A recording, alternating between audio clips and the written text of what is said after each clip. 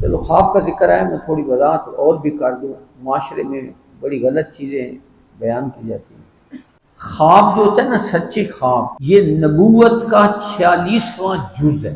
اب نبوت کا سلسلہ ختم ہو گیا ہے، لیکن سچے خوابوں کے ذریعے بھی رہنمائی ہو سکتی. سمجھے نا، ہر خواب غلط ہے.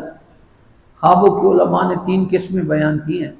ایک خواب ہوتے ہیں جن کو ادغاث و احلام قرآن میں کہا گیا، گندے خواب آتے ہیں، رات کو گندے خواب آتے رہتے ہیں. اور ایک خواب ہوتے ہیں سچے، جن میں انسان کی کوئی خیر کی رہنمائی کی جاتی ہے.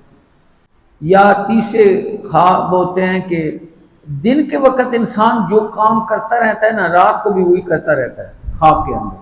ایک تو آپ یاد رکھیں کہ اگر اچھا خواب آئے، مثلا کسی نیک بزرگ کی زیارت ہوتی ہے، نبی کریم صلی اللہ علیہ وسلم کی زیارت نصیب ہو جاتی ہے، تو ایسے خواب مجمعوں میں نہیں بیان کرنے چاہیے، محافل میں بیان نہیں کرنے چاہیے.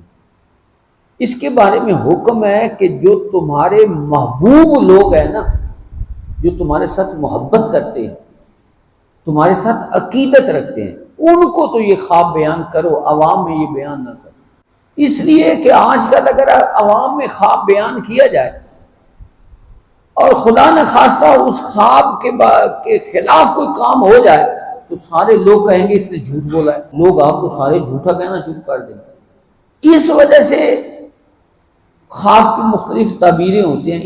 اور جو اگر آپ کو کوئی ڈراؤنا خواب آ جائے، بھیانک خواب بھی آتے ہیں نا، آدمی جاگ جاتا ہے، اتنے خوفناک ہوتے ہیں، سانپ آ گیا، اونٹ آ گیا، فلاں چیز آ گئی، ہوتے ہیں نا اس طرح کے خواب. تو ایسے خواب کے بارے میں حضور نے یہ تعلیم دی ہے کہ جب آپ ڈر جائیں نا، تو آپ بائیں جانب تھوک دیں اور پڑھ لیں اعوذ باللہ من الشیطان الرجیم. یہ پڑھ لیں گے تو وہ خواب آپ کو نقصان نہیں دے گا. کتنا حضور نے ہتھیار بیان فرمایا. اس لیے لوگ اکثر بھیانک خواب آتے ہیں تو وہ پوچھتے ہیں اس کی تعبیر کیا ہے، حالانکہ وہ کسی کے سامنے بیان ہی نہیں کرنا چاہیے. اس کا طریقہ حضور نے خود بیان کیا کہ اگر بیدار ہو جاؤ تو بائیں طرف تھوک دو، بائیں طرف تھوک دو اور پڑھ دو اعوذ باللہ من الشیطان الرجیم، تو آپ کو وہ خواب نقصان نہیں دے. سچے خواب اور برے خواب کے لیے یہ یاد رکھے کہ اچھا خواب ہر بندے کو بیان نہیں کرنا چاہیے، اور اگر بھیانک خواب آ جائے تو اس کے لیے بھی حکم کیا ہے کہ وہ بھی بیان نہ کریں اور نہ کسی سے اس کی تعبیر پوچھیں. اللہ کے نبی نے فرما دیا بائیں طرف تھوک دو اور پڑھ دو اعوذ باللہ من الشیطان الرجیم.